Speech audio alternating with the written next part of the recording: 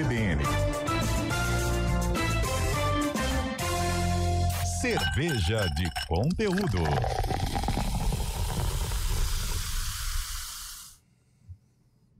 Vamos falar de coisa boa, que é a cerveja. É verdade que nós não podemos tomar uma cerveja agora às 3h40 da tarde, em pleno turno de trabalho, mas para aquele pessoal que já é aposentado, que tem aí um outro tipo de horário, você passa nos bares da cidade, você vê aquela turma sentadinha numa mesa tomando uma, é bom demais, né, Marcos Santos? Boa tarde para você, tomando uma água na garrafa de cerveja ali, o Marcos Santos, ó. Boa tarde a todos. Como estão Tayla e Guarizo? Tudo bem? Exatamente uma garrafa de água comum, né? Comum com água. E boa tarde a todos e é ótimo estar aqui com vocês novamente. A gente continua o capítulo da semana passada sobre as cervejas claras, né? Que são, na maioria, as cervejas mais consumidas em todo o planeta, né? Aqui no Brasil não precisa nem falar, daqui a pouco a gente vai falar de 2 exemplos aqui, que inclusive as massivas são desse tipo, mas é isso, né? Em qualquer lugar que você for para a Alemanha, que é a terra da cerveja, se for para os Estados Unidos, que tem um alto consumo, as cervejas claras serão sempre as mais consumidas, né, Marcos? É exatamente isso. A proposta é trazer algumas cervejas diferentes para a gente discutir sobre esses estilos diferentes, e eles são meio próximos, né? Esse que é o detalhe, ou seja, são próximos, mas tem algumas pequenas características diferentes, e daí exatamente nesse ponto. Para ter uma ideia, o que nós temos? A gente tem aí para já ir para dar aquela pegadinha assim no nosso ouvinte. Pilsen. Já trouxemos algumas vezes aqui, para quem já está acostumado com esse nosso momento da cerveja. A Pilsen, de verdade, ela é lá da República Tcheca, ela foi criada em 1842. O que mais? Simplesmente nessa época só tinham cervejas mais escuras e o pessoal já estava cansado, vamos dizer assim, de tudo isso, e daí teve um cervejeiro, né, um mestre cervejeiro chamado Joseph Grow, que ele trabalhou em cima de diferentes cores de malte e daí trouxe essa cerveja, né? Quais são algumas características importantes? Quando a gente pega e fala dos ingredientes, né, um deles, né, que é de extrema importância, que é o lúpulo, só pode ser o lúpulo Saaz. Então, ou seja, se eu não estiver usando o lúpulo Saaz, eu já não considero que é uma Pilsen. E daí, antes que o pessoal fica tudo se coçando aí na cadeira, Marcos, e aquela massiva que eu pego e tomo, né? Que o Guarizo até pegou e falou, né? Sei lá, vamos trazer hoje algumas marcas, vai. Então, quando eu pego e falo de uma Brahma, falo de uma Antártica, falo de uma Heineken, inclusive, e outras aí nesse segmento, todas elas são American Lagers. Então, daqui a pouco a gente pode falar melhor sobre isso. Esse que é o ponto, certo, Guarizo? Certo, vamos começar agora, então, que a Pilsen brasileira não é Pilsen. Essas cervejas massivas, elas são American Lager, né? Exatamente, American Lager, baseando-se no quê? Em relação que se baseia na Pilsen original, mas elas estão meio longe, né, em relação ao que a Pilsen original traz. Então, ou seja, elas são mais leves, elas têm uma faixa de teor alcoólico menor, todas elas acabam sendo aí em torno de 4,5% a 5,5%, se eu for considerar um outro estilo que a gente vai falar dele já. Então, exatamente essa que é a pegada, é a proposta das pessoas entenderem que pode parecer iguais, mas não são iguais, né? Até umas outras propostas que eu posso dizer para vocês aqui, que traz essa ideia parecida com a Pilsen, mas não é Pilsen. Então a gente tem a Teresópolis, a gente tem a Eisenbach. Então realmente hoje eu fazendo aí propaganda pro pessoal aí das massivas, que não é sempre a proposta. Mas então tem exatamente isso. Que mais? Acho que o principal rótulo, né, que foi ele que fez surgir o estilo lá Pilsen, lá na República Tcheca, por que é Pilsen? Porque é da cidade de Pils, que está aproximadamente 1 hora de Praga. E esse estilo, o que ele pega e me traz? Ele, além de usar somente o lúpulo SAS, ele me traz um pouco de suavidade no malte, me traz um floral, me traz um picante, e tudo isso me traz um conjunto equilibrado, que isso que é importante. O que a gente não pode esquecer, né? Para algumas pessoas que dizem até que os mais tradicionais aí, estilos, rótulos na realidade, das cervejas massivas é amarga, tal, essa ainda é mais amarga.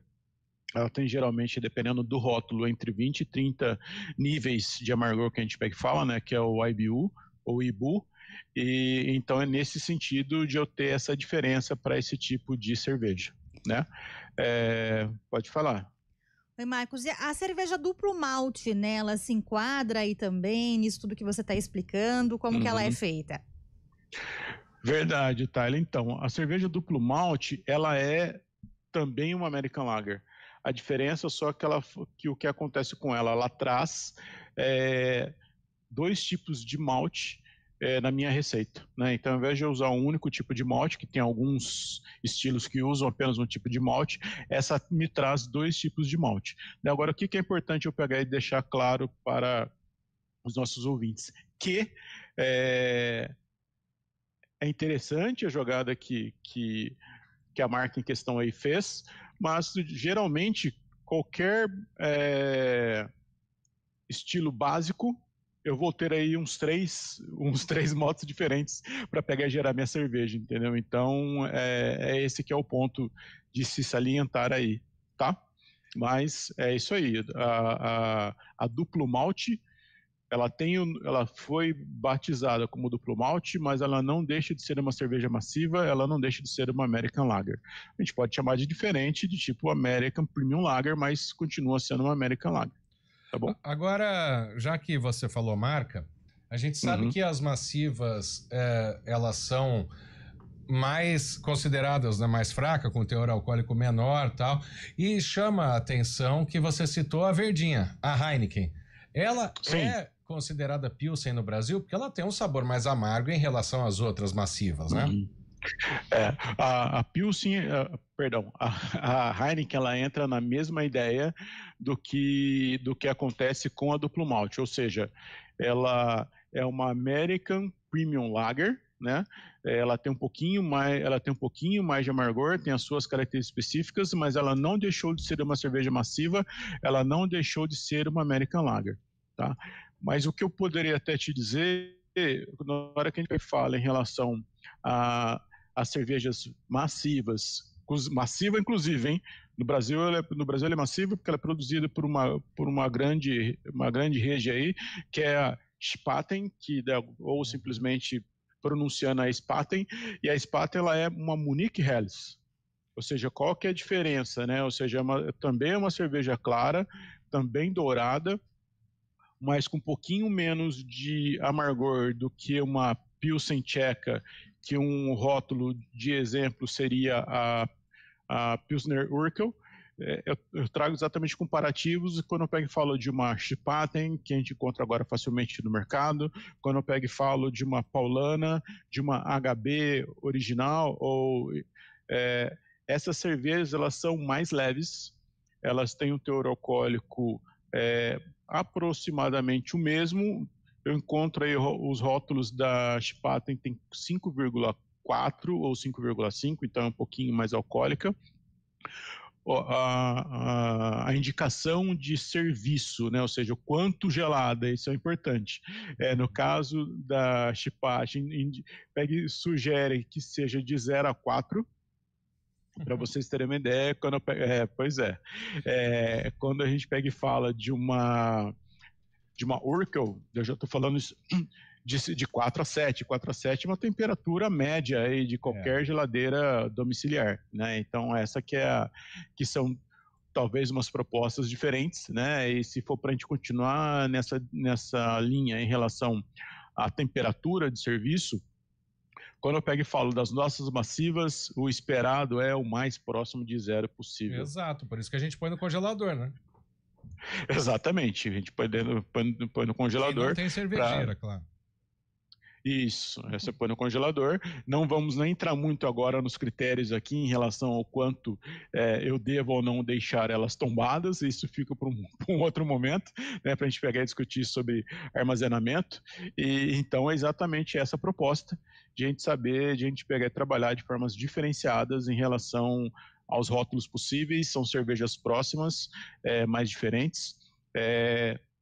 E até aproveitando, já tivemos como o melhor Pilsen do mundo, mesmo competindo com outras, uma cervejaria artesanal aqui de Valinhos, que é exatamente a Gravetos. Então é exatamente legal a gente ter esses comparativos e ter essas ideias, né? Se for para ser algo mais próximo de você, que você pode fazer? Você vai lá no mercado, compra uma dessas massivas, escolhe qual você quiser, mais a Chipate, que vai ser mais acessível para você, e você procura um lugar que tenha disponível a Pilsner Urquell, ou a Praga e algumas outras que são aí cervejas originais tchecas, e que vai trazer essas nuances diferentes. E você pode fazer uma brincadeira na sua casa de comparar as três para vocês verem quais são as diferenças aí, né? Ô Marcos, para a gente fechar, eu tinha te perguntado antes sobre a duplo malte, né? O Emerson, nosso ouvinte, pergunta o seguinte: e a puro malte, o que é? Ok.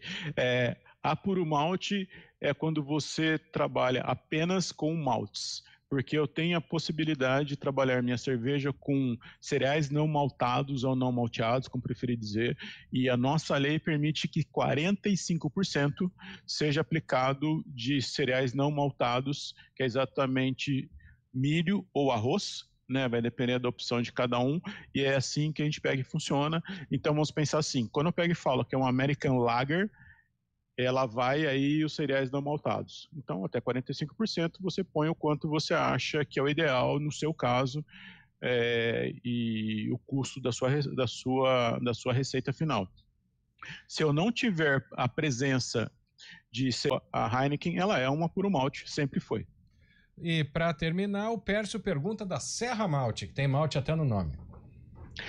A Serra Malte, ela é uma puro malte.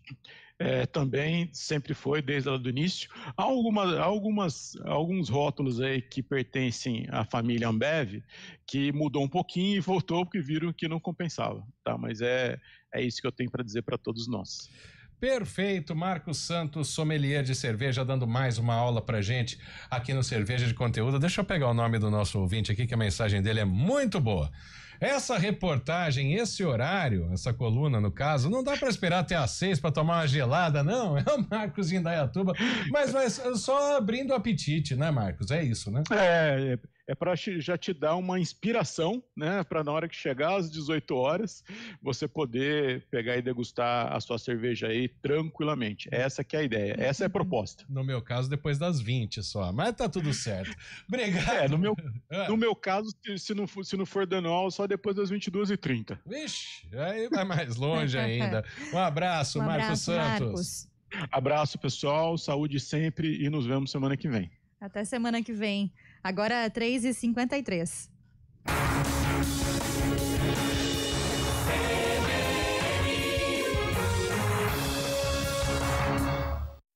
Casa Bela